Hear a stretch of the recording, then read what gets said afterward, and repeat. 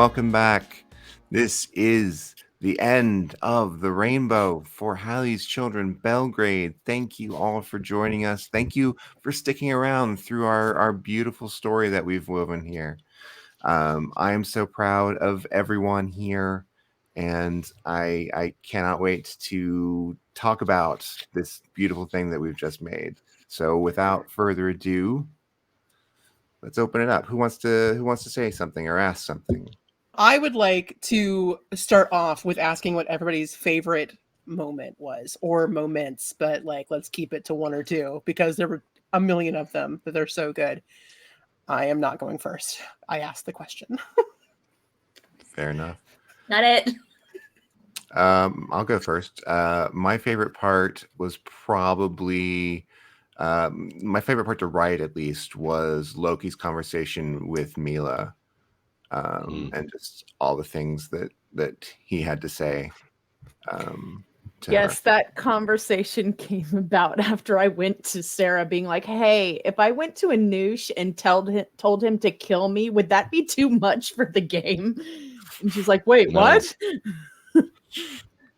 What are you guys doing? Yeah. Dark. In a completely different direction, my favorite part was, because I will say I had zero intention of Hafthor being a romantic character or a romanceable PC, and the death rites scene, when Sarah had narrated, like, not only was what, like, Courtney's response was beautiful and great as always, right? Great actress, great writer, also illustrator, multi-talented, Renaissance woman. But that paired with Sarah's narration, that like during this conversation, you begin to see like the flowers and whatever like grow around, and it felt like, again, I didn't come in with like necessarily intentions for Hafthor except to become more in the forefront as far as like trying to act first as opposed to react to Robert and Anoush in the world, right? To be the impetus of stuff more often. And so that between Courtney and Sarah, they sort of drove this like, no, but this part of him can open up too. And that was really nice. Because it felt authentic and like true to the character. I just want to say that I 100% was shipping Hafthor and Yelena, since like the see-through shirt, I'm showing off that I'm pagan moment. I was like, cute. This is weird flirting. Cute.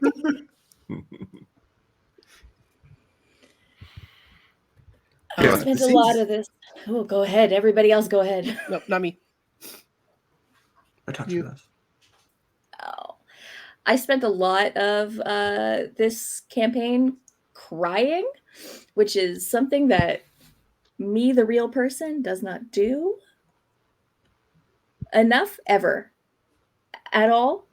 Don't talk to me about it. I think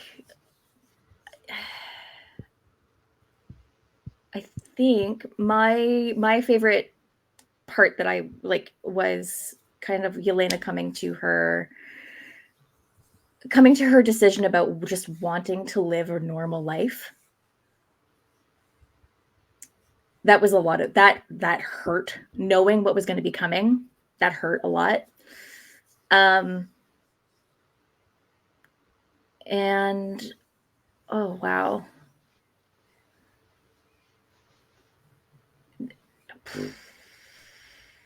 I think another really, really good moment for me was when it was after the dinner with Robert in the beginning was phenomenal, but it was after the dinner with Robert where our Hastings crew were together and they're kind of confronting each other and themselves into what they believe is going to be happening moving forward, like what the moral thing should be to move forward with having more people involved, like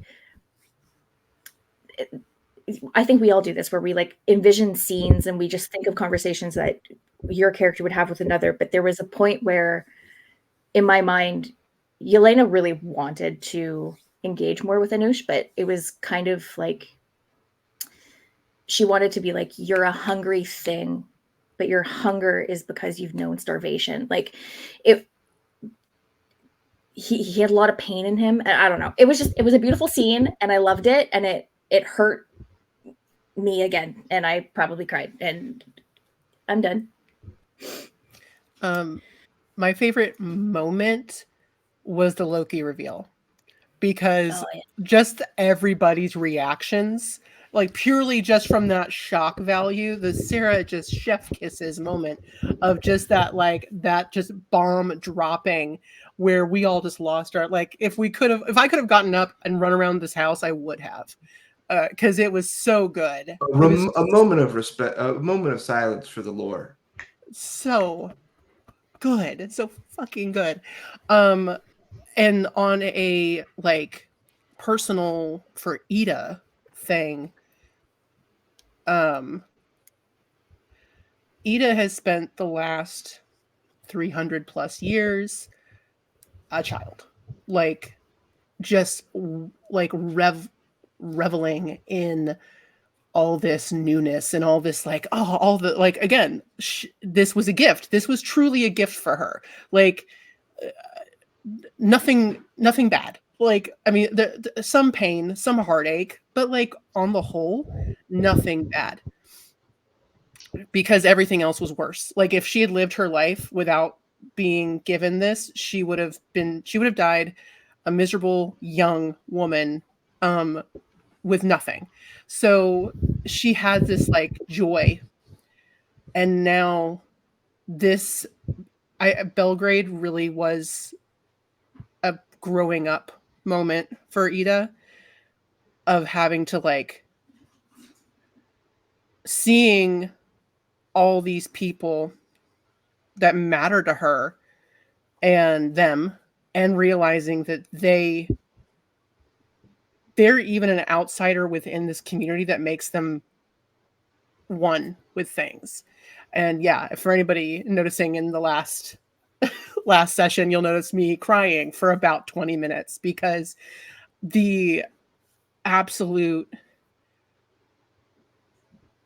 like, it was heavy of this feeling of otherness, of like they're not even trans. They're nothing. They're agender. They're nothing. They don't have this. They aren't one or the other. They don't want to be one or the other. They're just this amorphous thing which no one understands to them. And as lovely, like Lara is freaking out about Half-Thor and Yelena. Ida was heartbroken because they aren't needed.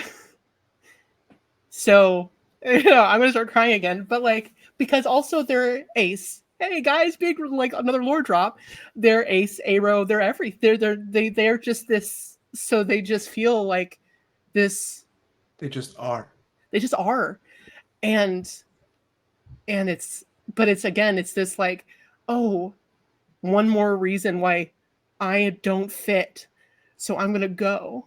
So that's why, for everybody's wondering why it looks like I was crying, it's because I was. Because I had people messaging me like, are you okay? And I was like, I don't know, man. I don't know. But that was something that, like, this is one of the things I love about actual plays and about TTRPGs, because this is a very real emotion, and it was all made because of fucking Sarah and because of you guys at this table. Like, it's a beautiful thing, and it's something that I know a lot of people struggle with and feel. I mean, I have plenty of people in my life that are ace who are like, I grew up thinking I was wrong. Something was wrong with me. And it's like, hey, guess what, guys? Nothing's fucking wrong with you. You're great just the way you are. So that was the funny haha thing is Loki reveal, which, because again, Chef's Kiss is so good. But my personal, like, the growth that Ida is having was unexpected. Like, that was a very sharp turn for me that it just hit me out of left field. Yeah, and that's like I like speaking of like the magic of actual plays, right? And the magic of TTRPGs. Because this gets more personal when there's not a camera, right? Like these moments are more intense when there's not an element of time or performance involved. When everybody looks at each other and says, "Hey, can we stay for another 40 minutes?" Right? Because me and Laura did not talk at all about that, but I knew living in Halfthor's skin that he would go there, see what he saw, and know immediately. Ida has to know this is what they've been looking for, right? There's the both and nothings in both like Mesoamerican culture, and then there's two spirit. There's so much there, right? That fuck, now I'm gonna cry.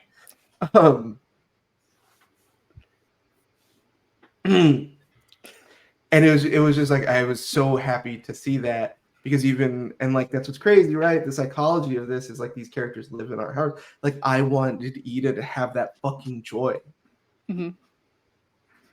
That trans joy, right? That like I'm in my skin and right where I need to be and who I am. And that was real. Like I've given that hug in real life to people and said, I'm like so happy for you. And like, I don't know, it was a lot.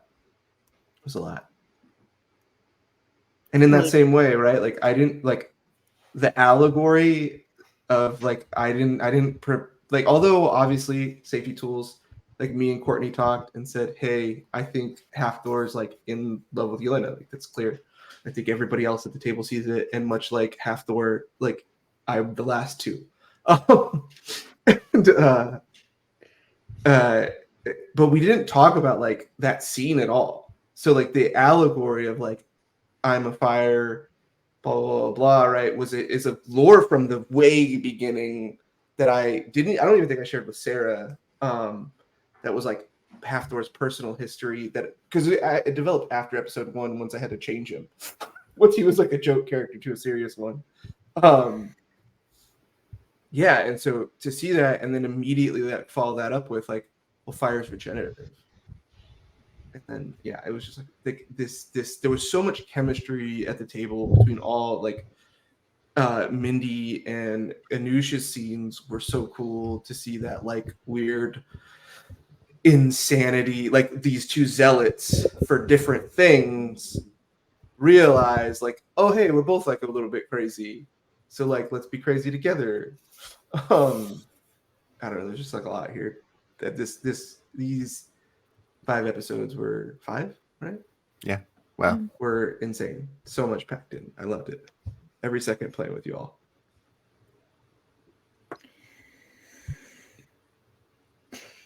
Next. Well, okay, I guess me. For kind of just the unexpectedness, I genuinely was not expecting to meet my father. I thought that was going to be something that is like in the future, I see him somewhere and then realize that I don't need to talk to him and go away. So I was when I was like, she's there shocked and does not speak, I was genuinely like, oh, I was actively planning to not have this conversation and you put it in my lap. So that's one, just for being unexpected. I guess for the more personal one, and it's not so much how it played out here, but the literally weeks of planning that went into the scene at the lake. Because there's a reason I made Mila look like me, and there's a reason I made her 20. And I don't know how much Mindy lore you want. I can go into that or not as to why she is the way she is. But this has been in a drawer for like 20 years. Trauma put it there.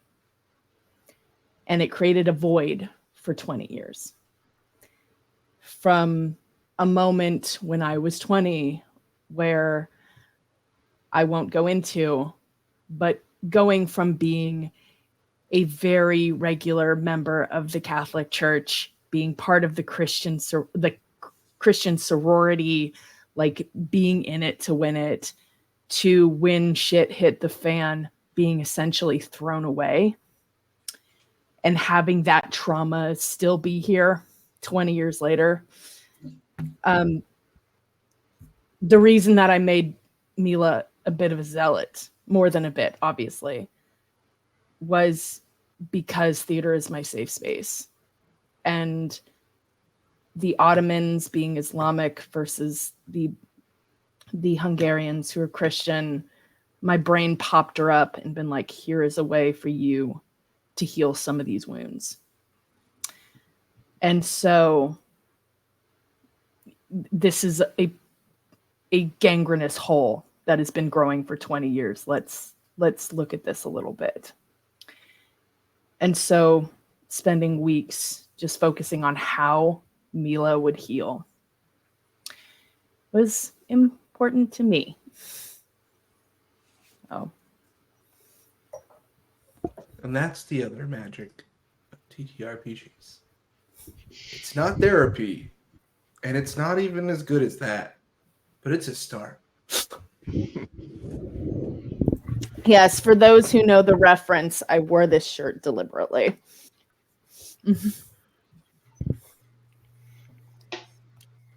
Tell us, Cam, what did you My Cameron. All right, so to answer your question, my favorite moment was when we learned there were more than just us. I don't know if that's what you were talking about with the Loki reveal, but like when we learned that there was a shape changer that winked at you, that kind of changed the game for me. Because An I think illusionist. He's not a shape changer. He's Yeah, an illusionist, right? Yes, yeah, and that was like heartbreaking in its own right when he was like, "Hey, I'm actually not like you at all." Yeah, that like, sucks. I actually have a core Yeah, it sucked form, a lot. though I don't like it. I know who I am. But anyway, Thanks, Loki. hey, but no, but just like, when we figured that out, because it then went from a game where we were going to be like the oldest, the nurturers, like ushering in a new generation, to like being the forgotten middle children. The latchkey. Right? It was yeah, and there was also that thing where it's like I immediately was like, oh, there were people before. Like that's like people before. And then there was even that like contention was like, no. Like there were also like stars that we missed. These could still be people after us. Not to get too political, I truly feel like it's a great allegory for our modern times, right? Baby boomers have absolutely fucked this country to an abysmal level. Oh yeah. And it's like, hey, we might as well be forgotten. And instead of being able to look to that previous generation for help and support, like Gen Xers, millennials, and now Gen Zers are just like, fuck it, we'll do it ourselves, right?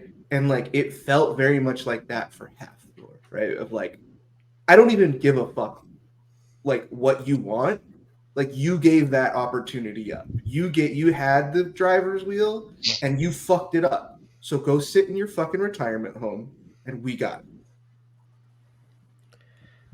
I was really intrigued by the lack of curiosity, or the apparent lack of curiosity, and maybe that's because of how many years it's been, like for Gilgamesh and for Loki.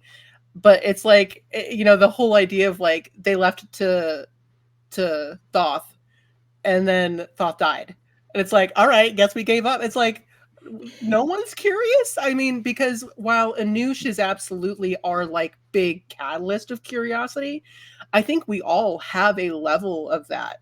Like, and maybe I think Halfdoor is the opposite end of the spectrum, honestly. I think well, what we're seeing such a little care about what it is or why it is, and it's just okay. We have to do what we have to do. Mm-hmm. I mean, And in what we that way, see, they're aligned with Anoush. Sorry. but no, you're so good.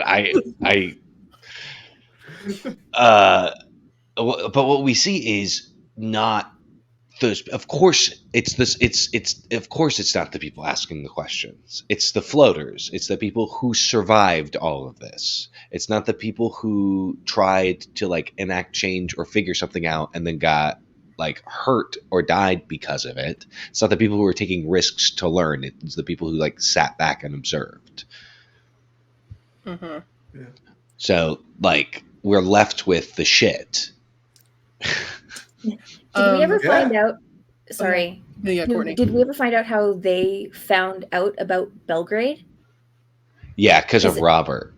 The Rose, remember? They found Loki, because Oh. I said, how did you even Loki hear about? sees. Yeah, Loki. the Truth truth. Yes, How yes, Robert talked. Yeah. In the Conclave episode, when Gilgamesh is like, "Hey, who are you, young thing?" I was so ready to just be so angry. Oh, Yelena was mad, but she's like, "No, you are a polite young woman. You're gonna step outside." Oh, I was so mad, so mad. That's enough. Oh, For all the viewers, I won't share it, but we do have the list of those who became before us. Sarah, did you have that list since the beginning, since Hastings? No, I had a vague idea during Hastings, and I had a couple of favorites that I knew would be there, but I didn't compile the list. What were your favorites? Was it Gilgamesh one of them? I knew I was going to do Gilgamesh because I wanted to do the Love it. first story, and I knew I was going to do Loki because it was just course. too much to miss, and I knew I wanted to do Bastet because Kitty. My immediate, when you told me the concept, I was like, Jesus of Nazareth. My first thought was, this has got like Sarah's gotta like. There's gotta be a Jesus lore drop at some point. I love the idea of, it's like I was there at his birth, and it's like the reason why Jesus is empowered is because literally Mary gave birth under the star. It's like you just happen to come out at the right time. Like, how wild is that? That like if it had been slightly different, it would have just been Mary. What? That's or not at all. Like if they hadn't been there for Yeah, because she had to travel. Well, it was the census, so never mind. crazy. But again, right before conflict, because that's like it was just too perfect of a story. I was like, oh yeah, the star falls, and then Herod goes fucking crazy and kills a bunch of people. Like this is right in line with Haley's comment. Mm-hmm. Yeah. I love it. I had a lot of will I, won't I on that one. Like, do I want to go into this precious mythology that is so important to people? And then finally I was like, yeah, fuck it. Yeah, but they're all precious to everyone, you know? I mean, I took the American Gods thing. It's the old Terry Pratchett, right? It's like we're in a Eurocentric country that is essentially never been able to escape its Protestant roots. But I mean, somewhere else, there's like the most important things are like kind of joke TV to us, right? Like think about how many mythologies and whatever, and even out of like region going into time, right? Like Greek mythology was like people fucking sacrificed lives for it. Yeah. You know? Well, I mean, even Christianity, there are South Park episodes where Jesus is a character. Like, it's not like people don't make fun of it. Sure. Yeah. I mean, those are purposefully irreverent, though, and I think Sarah was. I mean, trying to- yes. But... Yeah, and I want to be respectful, you know? Yeah. Which is also the reason that we're doing Ticonderoga next time instead of Kamehameha, or Maori or something like that. Yeah. As cool as Hawaii would be, I know. Yeah. That would have been cool, but yeah, let's Hathor would be miserable. absolutely miserable. It's a balance, you know, like because it's a historical fiction, and I don't want to. I grew up in the 80s with our school system teaching me world history as the history of Europe, basically, and I don't want to continue that tradition, but at the same time, someone has to tell those other stories. But is that someone me? No, that someone is not me. Best I can do is amplify other people's voices for that. I Hell yeah. just, that's why the people in the list of the people that came before are largely from the sort of myths and legends that are more Eurocentric, with a few exceptions, obviously. But Cam, stop fucking with your mic. Sorry. The idea too that the list is like all encompassing is not like, you've never said that, right? Right. So this, like, It's just the I one thing. love the idea exactly that once, and particularly like once we go past, and maybe that's something like going into season 3, right? We can sit down and talk about as one of those voices. Like, let's find some like Aztec or Mesoamerican or Mexica or Inca myths and have one of those, the peoples that whenever we have our like Iron Rose meetup shows up and I'm like, oh, hey, I found this guy. We found Quetzalcoatl. Yeah, exactly. Yeah. And then that's how we like include that part of the story or whatever, right? But like I think that like that's such a, again, as someone who strongly identifies natively, I respect that more, telling a Eurocentric story as a Eurocentric person that is inclusive of, but you recognize that that's not your place, right? Like I think it's so beautiful, and I think that that's like one of the main reasons why I was so happy to join you all to start this whole channel. Is like I feel like you guys had such a great understanding of that balance. I am curious how it was for our guests to come on. So for Mindy and Courtney, how was it coming into an established setting with with 3 people that have a very strong connection and a strong bond? How was that? I mean, for me, it wasn't that big a deal because we didn't have that bond with you guys. So it's like, yes, there is this established world and there are these established connections, but we weren't a part of it. We had our own little world and we had our own little problems that slammed into your world. But it was a matter of, we didn't have to worry about fitting in because we weren't supposed to. And the whole point of the journey was finding the way to fit in. So it's like, it was okay that we weren't a part of it. Like, I know that Courtney's like written a ton of notes about stuff. I haven't. It's like, I didn't rewatch it to go into this, like, because that's not stuff I know. You have these preconceived notions about Robert. I don't know. All I know him as the general that helped save the city. That's who I knew him as.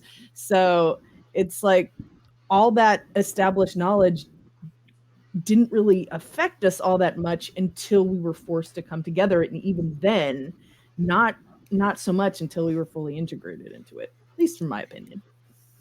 I think we'll go with characters. So Mila and Yelena took a very different route with. That's true. Very different route. Like, Mila was almost immediately antagonistic, very offstanding, and that, like, I did a little bit. There's not a lot about like Slavic paganism. It's very difficult to find information because a lot of this information has been lost to time for various reasons. But some of the things that are surviving is that, like, even like what the heck is the word? Christian missionaries were writing about the Slavic people as being, they were very demeaning about it. It was basically saying that you could, That's per usual. you could run these people over because they're so hospitable.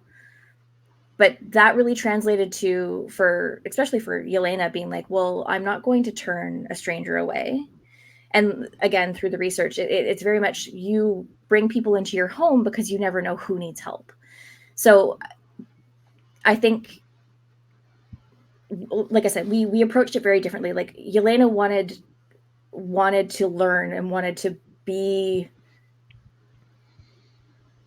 like in growing her own community, which is how she saw it. And then there was this struggle of someone who she knew so well for so long. We can get into a little bit more, because I think there's a lot more deeper between Yelena and Mila that it never really came up game wise. But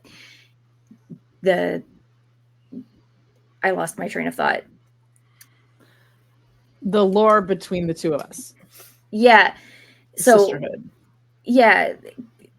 Yelena being very welcoming and like wanting to build that family for herself, but Mila being so offstandish, like there's a lot of like contention there. And I think that also translated to coming into the game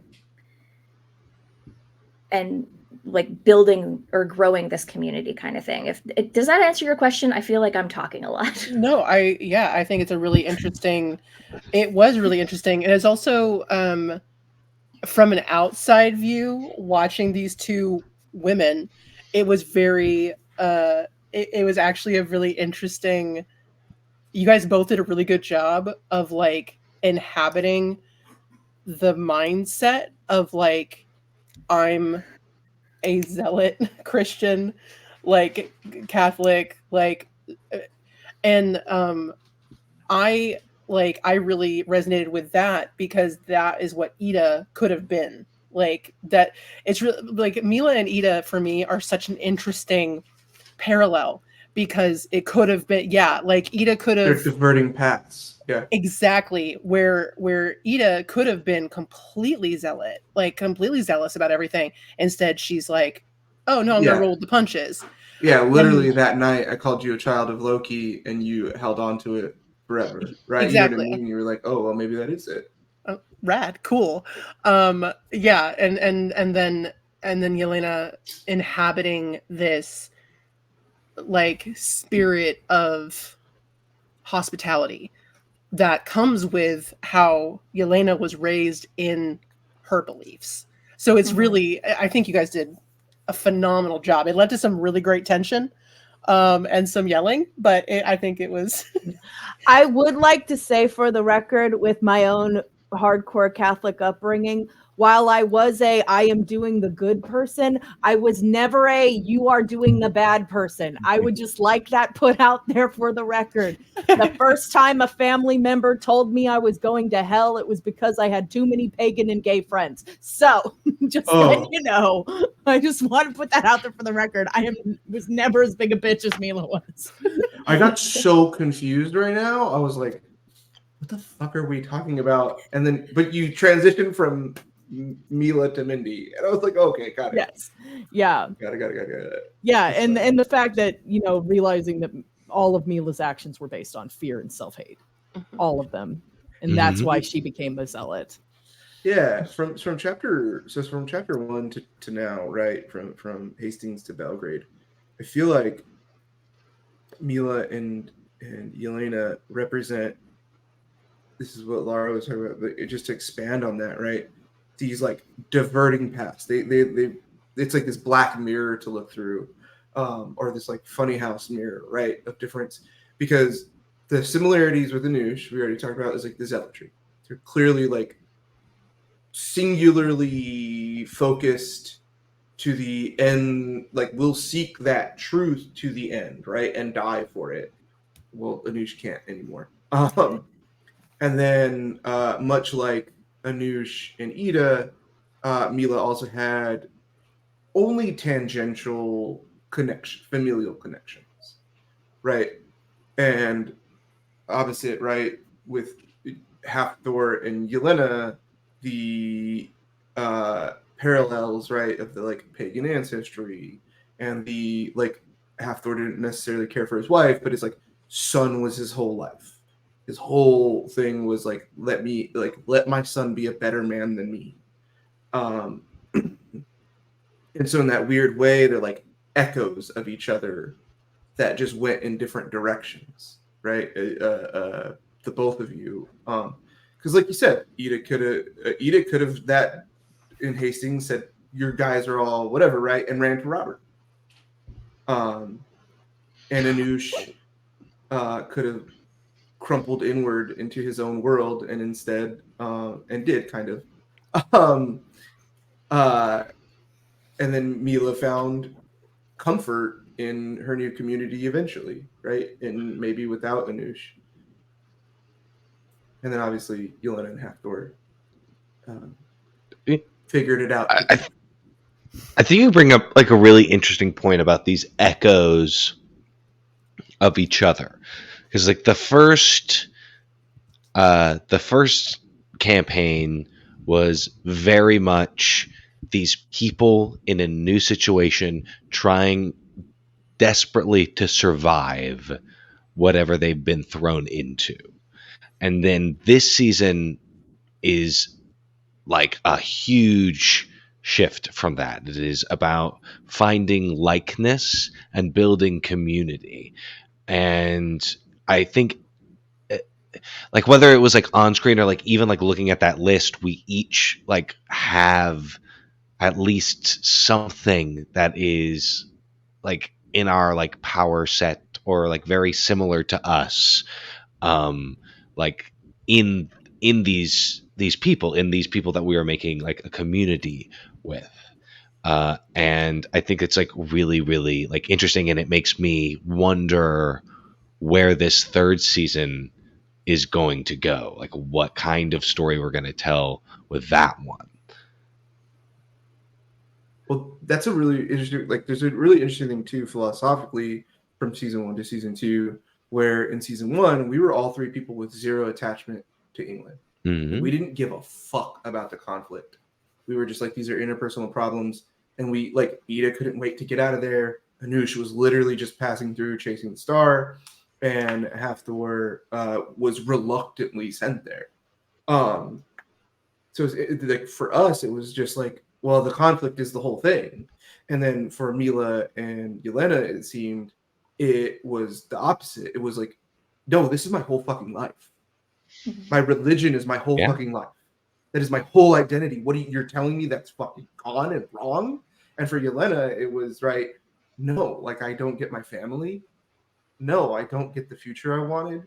No, I don't get the like whatever, right? Like I don't know. It's just in like this. It was the difference between people who were so ready to let go of the lives they had versus the people who were like, I can't let go of the lives I had and I wanted. The and then opening, we found each other. Yeah. The opening scene for Yelena in the last episode, I had no idea what Sarah was going to pull, but like her family being like, well, no, maybe it's time for you to go do this thing that we like, you're late. Like you should have been doing this years ago. And the absolute heartbreak that hit me immediately. And I just couldn't figure out how to like panic, make my family let me stay. I was like, I'll find someone here. It's great. Don't make me leave you. You don't understand. Like, I only have you for a few more days in relative to the rest of my life. Like you have me for forever. I have seconds. And oh God, she was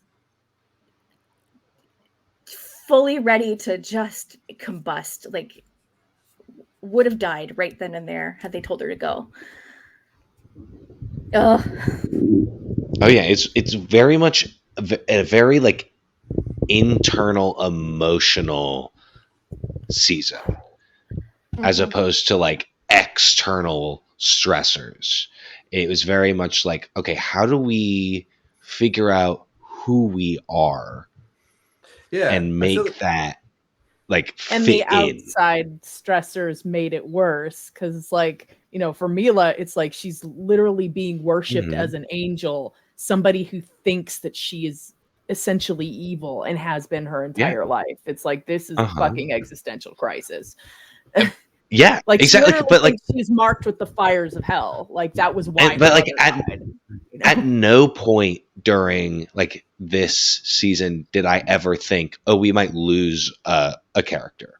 Oh, somebody might get hurt. Where that was like very much like last like season where we're like running through the fucking woods and like cutting people's throats because we thought they were gonna kill us. We're gonna keep the people alive, and But like, I mean, like there's like this giant conflict, even like being so close to us, like us going into the battle and fighting in the battle. It was still more about like how that affected our emotional lives. I think that is so interesting. When I got the idea to do this one as Belgrade, as the Siege of Belgrade, I was just like, okay, this is a siege, and what will this be? This will be a pressure cooker to put all of these characters into, and it will absolutely make whatever is in them boil up to the surface. And you sick woman. It was just fuck. It's like an interesting background to have a family conflict. Sarah is an absolute sadist.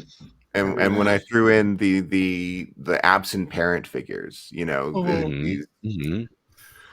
these people who failed you just so tremendously and are trying to come back and say, well, let us try again, you know, and putting that into the pressure cooker with you, that was just like making one of them Loki too was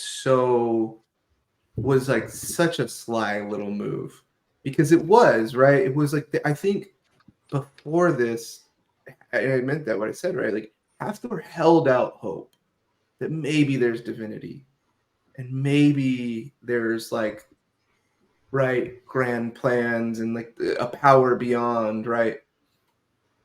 And the moment that he found out Loki was just another story, and it confirmed, right, what he already assumed, what he had kind of like maybe thought, but it was like the difference between like knowing people die and seeing a dead body, right? It's the maybe there is something more. Maybe Anush is right. Maybe Robert's right. Maybe Mila's right. But I don't give a fuck. And if there is a God, he needs to ask for my forgiveness. And you know what else we know? Now our characters don't fucking know this, but we know now there is no God. It's just fucking aliens and nanobots. No, that like, can we talk about that? They're sent from the future. Mila still thinks there is something, just not with. I think it's aliens. I think it's aliens watching us. I think it's aliens being like, "Hey, this is a fun television show." I think is happening. From the future, sending. I am surprised you showed Mila your arm. Oh yeah, I thought you would have kept that hidden from her. I thought she was going to have to pry that out of you. The whole thing, it was never a secret from anybody but Robert. The only reason Anush did that is just in case Robert's vision came from touching specifically the orb and like unlocking that as a puzzle. Like if he would have touched Anush, he would have conceivably thought Anush is this new thing that he needs to follow. So it was more like a mind game he was trying to play with Robert. Like that scene that Anush had with Robert where like he gave him that smile was, I know you haven't had a vision. And when he was like, oh, here's the next vision, internally Anush was like, what the fuck? What? No, how the hell did that happen? You were nowhere near the thing. And he was freaking the fuck out. So that made what he did with the metal under his skin like completely useless. So he was like, yeah, sure, whatever the fuck, I'll show you. I had this whole allegory about making arrowheads that just nope. No, he's not. He's not. Like, the thing is, you were all. I think Anoush is such an interesting character, but I don't connect with him emotionally, like, at all. I think like Anoush is such an interesting puzzle to solve while I'm playing this game, but he is the one of the characters, probably the character I connect with the least. Like, you are all like, I love, like, you all had these lovely, like, wonderful, like emotional, like, heartfelt moments where you like cried, and like usually like that is like that comes like to me, like I've played games with Laura, like our home game, like there was like one session where I was like just a fucking mess the entire time. I don't think that's ever happened playing like Halley's Children, but it is a completely like different experience for me playing this game, and it's so cool because it's like this man does not feel like, he does not, like, no matter like how much like he loves and like appreciates everything is like what will like longevity, like how do we solve the problem that hasn't come about yet. So it's like you like I was like flipping the fuck out because like Halfthor and like Ida use their powers so much. Like they are like constantly using them to like affect their state in the world, and like like their power has become so much of their identity. I have never used Anoush's healing ability, like outside of like narrative. But like my technical ability, I don't even like fucking know. Yeah, I was gonna say I hard disagree. I'm just talking like straight like mechanics of the game. Like no, but I think the mechanic of the game is what defines Anoush's character. I think you use it. Oh yeah, but it is. It straight up is. Like Anoush knows specifically and logically that he will be the last one. Like it, like that conversation that Gilgamesh had with Yelena about like watching your children grow up and having them die. He not only feels that with like the humans, but he feels that like looking at you as well. Like his time frame is like exponentially longer than anybody like he comes into contact with. So he is like the progenitor of whatever the fuck anybody comes up with. He is a living history. He has to fix everything because he's going to be the only one left. You know what piece of media explores this very well? What? 1986 cult classic. Highlander. Highlander? Oh, wow. That's so interesting. Highlander? I don't know. Yeah, no, but I think Anoush is like very like intellectually so stimulating, and I think about him a lot. But I don't like. I think of him as an other. I don't think of him as like he is Cameron. Fully a sociopath, like in the most technical term, and like in like technical term. In the most technical term, like not the pejorative. So term. Lovely, like so like loved, and but yeah, like he's again, I think that's something he and Ida have in common. Of like.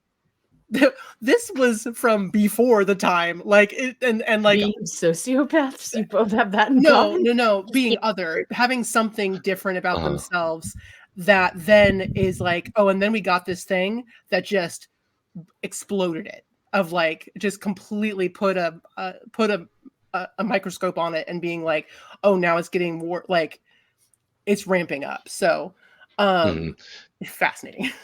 No, but like in a sense, like Ida and Anoush's journey is like it with their power, like with their like them becoming powered is so similar and so opposite as well. It's like Ida's is like, I will use my power to like fully like become who I am, and Anoush is like, my power locks me in who I am already. Like Anoush's ability doesn't like give him like cool affects over the world. Like I can like heal consequences, and I'm like never had a consequence like as a player character. So I think, but like what it does give him, like outside of the mechanics of the game, is time. Like it has just locked him in place. Yeah, security. And now we know it's nanobots. So which also means they can be turned off. Oh no! And I don't want to. I know this is recording, but maybe we cut this out because I might now. Because my whole theory is like Anoush will like in the future start replicating powers and learn how to replicate powers, and I think that is going to be so much easier to do if I find the code in the nanobots. So Yeah, and you better hope Anoush didn't share that with Hathor because he's going to turn his nanobots off. no, I love it. I love it. Everybody's If there's a way to nanobots kill Anoush, I don't. Oh, it's so interesting. Anyway, No, I meant Hathor's everybody's. Hathor's going to turn his nanobots his off, own off. and anybody who wants. oh Hathor's wow. gonna say, "I'm done." This is straight X-Men. Yeah, he's going to walk into the sunset. So I think we're getting close to kind of our usual time. So Closing time. Sarah, did you have any other questions you wanted to talk about, or any closing thoughts? Oh, no, I just want to thank every one of you for being these characters and exploring this world with me and not minding when I throw you into a pressure cooker and just let you boil. Thank you You so are a much. sadist, but I am a It's master. interesting I to love it. see I you have as no a liars. GM and not as a plucky, very sweet player character that she normally is in my games. Although she will stab you in the eye with a pencil when I will. One of the Hey, perks guys- of being a you guys will- 13-year-old girl. You guys will see more of that, Sarah, in Gillyton coming up in a couple weeks. Hey, Super segue. stars. Not intentional, but I'm happy to help. I do have one very pertinent question to end on, if that's okay. And this one is directly to our GM, our lovely storyteller, crafter of this insane world, Sarah. Aliens or future? You'll find out. You'll find out Giggle, you'll find out. in Haley's Children, season 3. No, I think we're gonna find that out in season like Ticonderoga. 80. No, Haley's Jeez, Children, Kevin. season 3. It's just the dude with the hair from the History Channel going alien. I can't wait to make a background for Ticonderoga though, with like a tree line. It's gonna be gorgeous, guys. I Only already pencils. got it. I'm inventing a time machine and a spaceship just in case. Founder of NASA. So thank you guys so much for joining us for this second round of Halley's Children. Again, big fucking kudos to Sarah, because again, like, this was such a pleasure to play in. Please like, subscribe, follow us on all the social medias. Please tell your friends to like us on TikTok so Cam can feel something again. Stop unfollowing, please. You gotta stop unfollowing us. It really hurts his Just feelings. follow more. Tell more people. Put a newspaper ad in the paper. Something. But Billboards. the most important, QR code. join our Discord, please, because That's we important. love to talk. We have some amazing conversations. We dig in deep about the most random and amazing things. And also, if you join our Discord, you could be joining us on our live streams. Which, by the way, stay tuned for that. I don't know when the next one is or when it's happening. So, because I don't know. It's a Friday. It's going to be a Friday in Friday. some month. Just look. We're gonna be on there playing some fun games. And yeah, stay tuned. So next week you'll see a trailer for Gillyton season 2, where we're gonna have the returning party of Sarah, Cameron, and David, and Jess as Snips will be returning. But in the meantime, just empowered on. Just keep becoming, guys. We're all here. Keep becoming. Keep Keep becoming. becoming. Don't get Don't. touched. Power up. Oh, yeah! I was gonna say it. That was so good. Don't I get missed touched. it. Just Say it don't get again. touched. Don't get touched. Oh. Don't get touched, please. Don't. Don't No. get Okay. don't- Goodbye. Bye. See you in Prescribe.